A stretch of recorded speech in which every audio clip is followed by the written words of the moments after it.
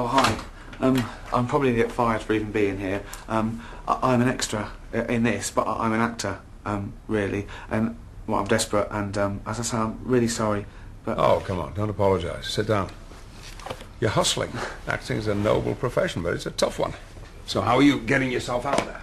Well, I'm just getting my face around in anything I can, but, you know, I suppose I'm networking, but I've written a script. Yeah, you see, writing, you see, that's the key. I'm writing myself at the moment. Right. You see, as actors, the only choice we have is yes or no. Whereas if you're writing your own material, you're creating your own opportunities. This is my thinking, yeah. I'm writing the screenplay, and I find the whole process absolutely exhilarating. What's yours about, if you don't mind me asking? Well, how best to explain it?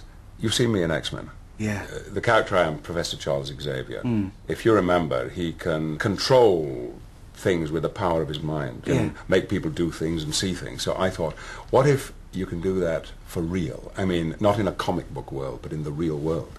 All right. So in my film, I play a man who controls the world with his mind. Right. Oh, that's interesting. Yeah, for instance, I'm walking along, and I see this beautiful girl, and I think I'd like to see her naked, and so all her clothes fall off. All her clothes fall off? Yes, and she's scrabbling around to get them back on again, but even before she can get her knickers on, I've seen everything. You know, I've seen it all. Okay. It's a comedy, is it? No.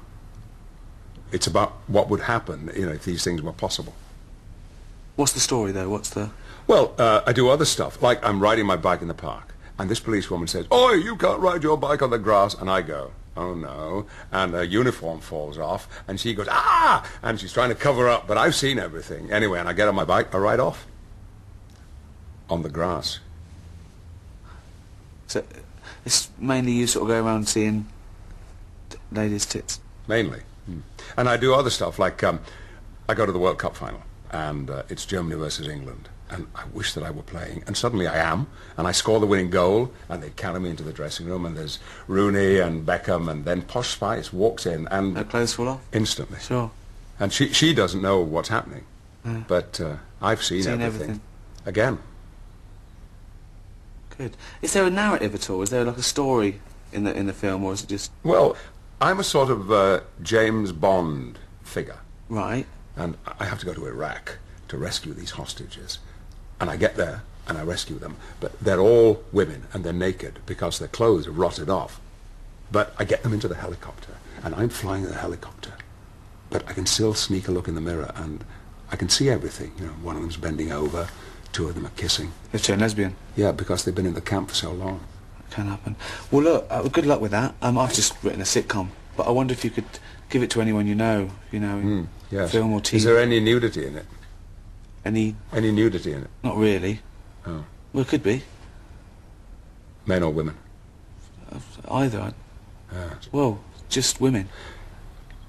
Right. Well, I need a rewrite, but in the meantime, if you could give it to anyone that you know in TV or yes, film. Or... definitely. Yeah. I will make it so.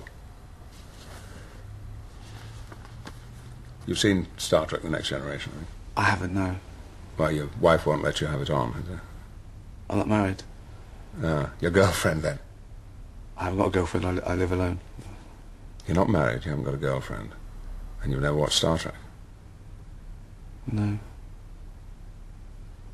Good Lord.